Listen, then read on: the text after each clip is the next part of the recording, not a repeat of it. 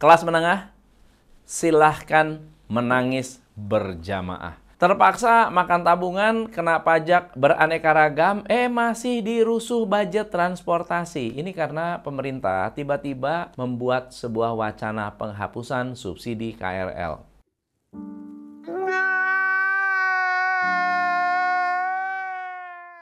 Padahal ya, transportasi ini membantu 156 juta orang pergi ke tempat kerja. Budget subsidinya pun hanya 5% dari anggaran untuk bangun IKN sebagai ibu kota. Tapi kok masih tega ya dipangkas? Ini pemerintah yang kurang jeli atau sengaja dilakukan untuk menutupi agenda yang sedang terjadi. Kita bahas di konten Behind the Business bersama saya, Tom MC Ifle, founder Top Coach Indonesia.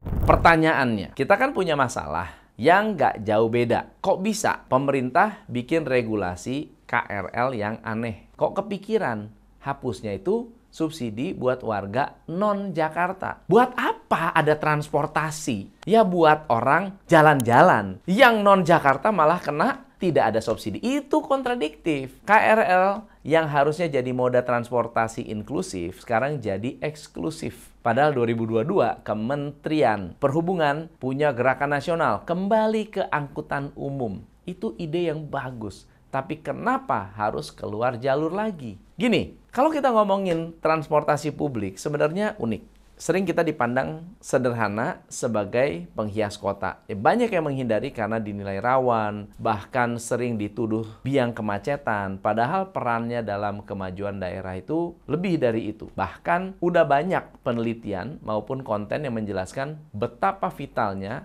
public transport. Mereka bisa jadi salah satu indikator kemajuan sebuah daerah. Misalnya, makin maju satu negara, makin canggih infrastrukturnya. Infrastruktur itu cakupannya banyak, termasuk integrasi jaringan transportasi, ketersediaan listrik, ataupun kualitas sanitasi. Elemen ini akan mendukung pertumbuhan ekonomi, memberikan kesempatan meningkatkan kualitas hidup masyarakat yang tinggal di daerah itu. Ya, contoh ya kita tahu ya, kalau lapangan kerja belum merata, banyak masyarakat kota kecil terpaksa kerja di daerah yang jauh dari tempat tinggalnya. Apakah solusinya kendaraan pribadi? Jakarta, Bogor, Jakarta, naik motor atau bawa mobil?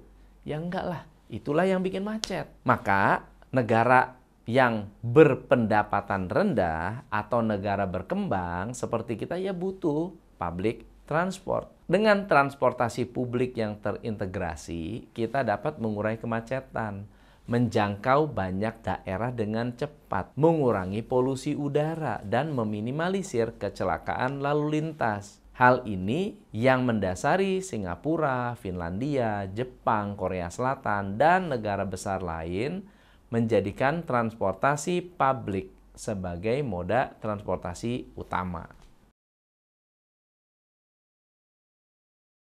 Pertanyaan tadi memicu banyak pertanyaan lanjutan di kepala saya. Kira-kira kenapa mereka kepikiran untuk bikin regulasi yang diskriminatif? Transportasi publik kan konsepnya untuk umum. Apa beda kalau kelompok tertentu aja yang diuntungkan? Nah, kalau menurut kamu wajar nggak? Kalau wajar ya nggak apa-apa. Ya sekarang kita beralih ke subsidi produk sekunder. Tahu nggak? Pemerintah kasih banyak subsidi untuk kendaraan listrik. 2024, subsidi sektor ini mencapai 9,2 triliun. Subsidi untuk kereta api Indonesia hanya 7,8 triliun. Uniknya anggaran tahun depan jadi 4,79 triliun untuk semua layanan PT Kereta Api Indonesia. Gimana ceritanya? Subsidi yang dinikmati berbagai kelas kalah dengan subsidi yang akan dinikmati oleh orang kaya atau orang tertentu saja. Kalau bicara soal total subsidi, angka pendanaan transportasi publik macam kereta api itu bukan nominal yang bikin kaget. Gini ya, kita bedah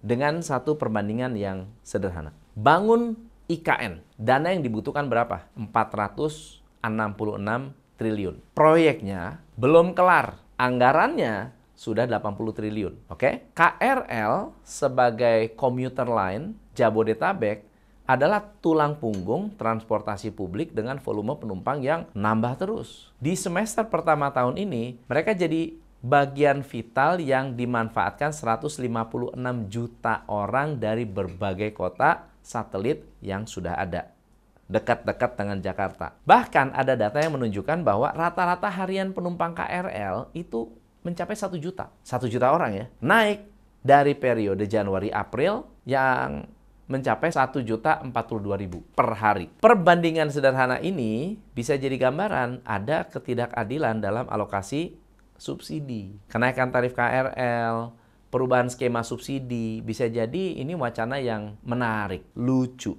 di tengah meningkatnya jumlah penumpang. Nah sekarang saya tanya, menurut kamu banyaknya opsi transportasi publik, kenapa KRL yang diminati banyak orang? Simple, karena murah dan jangkauannya jauh. Penggunanya bahkan rela membuang kenyamanan dengan dempet-dempetan tiap pagi dan sore demi dapat akses transportasi murah. Terus gimana kalau aturannya dibikin susah? Apa kelas menengah yang jadi mayoritas pengguna fasilitas ini menerima?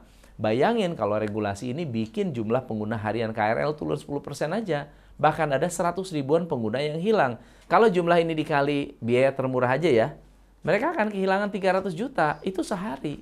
Bayangin kalau moda transportasi ini ditinggalkan selamanya dan semua orang berbalik ke kendaraan pribadi. Berapa banyak kerugian PT KAI dalam sebulan? Dan betapa macetnya kota Jakarta. Nah, harusnya pemerintah itu kan meningkatkan fasilitasnya, bukan malah mengkotak-kotakannya gitu ya. Jadi nanti masyarakat itu malah berpindah ke kendaraan pribadi, justru macet gitu. Jadi, wajar nih. Ketika masyarakat nggak puas, prioritas subsidi kendaraan listrik dibanding moda transportasi massal, menampung mobilitas jutaan orang tiap hari, menurut saya adalah kesalahan besar. Coba kebijakan ini mau dilihat dari sudut pandang manapun, tetap ya ada masalah lah. Ya dari segi bisnis, kerugiannya udah jelas, bisa dihitung. Dari segi sosial, kebijakan ini mengabaikan kelas menengah yang makin hari makin tertekan. Bayar pajak terus, nggak ada habisnya. Ya sekarang subsidi dicabut. By the way, subsidi mobil juga siap-siap dicabut tuh. Yang namanya Avanza udah nggak boleh lagi pakai Pertalite. Mateng lu. Perencanaan kebijakan ini kayak teka-teki. Ya mungkin ada kejadian-kejadian yang berhubungan, tapi masyarakat nggak sadar lah. Karena ya, belakangan itu nggak ada indikasi bahwa sektor transportasi publik bakal diganggu gugat. Bahkan Presiden, Kementerian Perhubungan, hingga Koordinator Bidang Pembangunan Manusia dan Kebudayaan satu suara dalam menyerukan penggunaan transportasi publik. Apalagi kita sedang menuju Indonesia Emas 2045. Nggak mungkin kalau pilar yang dibangun sudah lama dibiarkan rusak begitu aja. Tapi wacana ini tiba-tiba lahir. Aneh banget. Apakah ada sebuah agenda yang ditutupi? Coba kita amati. Pertama, wacana ini diciptakan untuk pemerataan pengguna transportasi publik. Kok bisa? Kata Wali Kota Bidang Pemberdayaan dan Penguatan Kewilayahan Masyarakat Transportasi Indonesia Pusat, Indonesia hanya punya 5% kabupaten yang sektor transportasi publiknya aktif. Nah, salah satu cara meningkatkan sektor ini adalah menghidupkan kembali fungsi bus. Tapi masalahnya, total subsidi untuk bus perintis dan bus KSPN, ini kawasan strategi pariwisata nasional, itu hanya 276 miliar. Nggak ada 10% dari anggaran subsidi KAI yang tadi kita bahas. Maka dari itu, mungkin pengurangan subsidi kereta ini dilakukan untuk mensubsidi transportasi lain. Bisa jadi ya. Yang kedua, pemerintah mengorbankan subsidi KRL dan kereta api untuk industri kendaraan listrik. Kalau sama seperti yang kita bahas sebelumnya, anggaran subsidi sektor itu gede banget. Untuk beberapa merek mobil listrik, diskon tiap mobilnya bisa 70-80 juta per produk. Sedangkan untuk motor, subsidi bisa diskon 7 juta. Jadi nggak heran kalau anggaran itu lari dan meledak hingga 4,2 triliun untuk motor listrik dan 4,9 triliun untuk mobil listrik. Para rocker atau komuter mania bisa nggak menerima kebijakan ini? Yang ketiga nih, poin selanjutnya ini ada hubungan dengan poin kedua, yaitu industri nikel. Pernah dengar kan kalau pemerintah kita berambisi jadi raja baterai listrik dunia? Mungkin ini bisa jadi clue yang kuat. Dengan sektor kendaraan listrik yang aktif, demand dari produk baterai akan aman. Artinya, hilirisasi industri nikel yang beberapa tahun ini dibanggakan pasti akan semakin sukses. Apalagi kata Kementerian Investasi, udah ada dana nih yang masuk sekitar 1,1 miliar dolar. Dan taksiran nilai proyek ini akan menyentuh 142 triliun. Gak bakal mau rugi dong pastinya. Nah, 3 opsi di atas itu atau kemungkinan-kemungkinan ini, menurut saya pemerintah cenderung memprioritaskan industri kendaraan listrik yang pasarnya lebih segmented. Kalau menurut kamu, mana yang mungkin jadi penyebab wacana penghapusan subsidi KRL untuk warga non-Jakarta?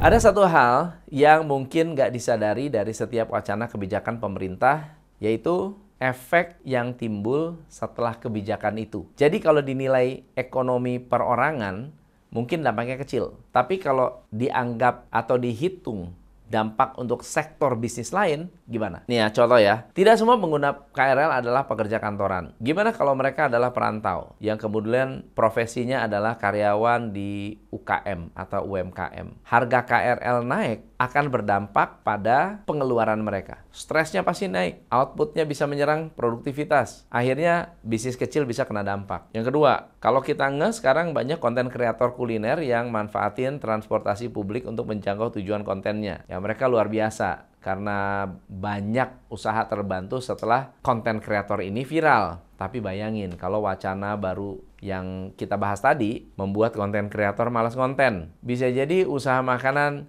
yang hidden gem atau yang ada dekat-dekat stasiun itu nggak pernah terekspos lagi ke permukaan. Ya, kesempatan mereka scale up jadi berkurang. Ya, siapa yang tanggung jawab? Terakhirlah, kalau kita lebih jauh lagi bahas tentang kebutuhan dasar transportasi. Ya, kata World Bank, batas maksimal pengeluaran untuk urusan transportasi itu 10% dari upah bulanan. Pertanyaannya sederhana. Kalian terima nggak kalau biaya transportasi kalian ini membengkak? Ya, walaupun ada kelompok tertentu yang dapat subsidi cuma-cuma. Jangan-jangan bakal ada demo pekerja buat nuntut insentif biaya transportasi. Ya, ribet ya. Jadi menurut kalian gimana nih? Wacananya udah oke atau belum? Atau justru siap-siap nih kelas menengah makin tergencet aja? Saya Tom MC Ifle, salam pencerahan.